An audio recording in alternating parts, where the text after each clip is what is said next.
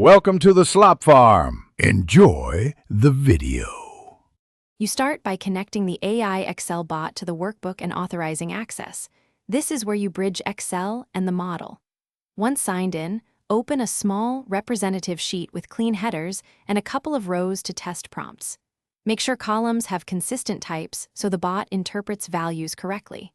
If you have macros or external queries, disable them temporarily to avoid conflicts. Now ask a focused task, for example, summarize sales by region, and observe the bot's first suggestion. You now take the raw suggestions and shape them into precise actions, prompt with a specific goal and the expected output format. Once done, give the bot an example row and the ideal result so it learns the pattern. This prevents guesswork on types and rounding.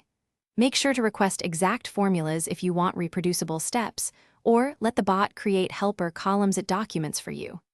If results are off, refine the prompt with constraints, date format, rounding or excluding nulls, and rerun. You finish by validating results and turning them into repeatable processes. Check a handful of edge cases so you catch type mismatches or unexpected blanks.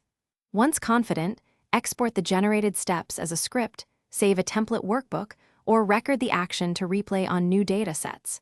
Make sure to lock key cells and document any assumptions. If something fails, first review permissions and column data types, then simplify the prompt to isolate the issue and reapply the corrected steps. Thanks for watching. Consider subscribing if we helped you today.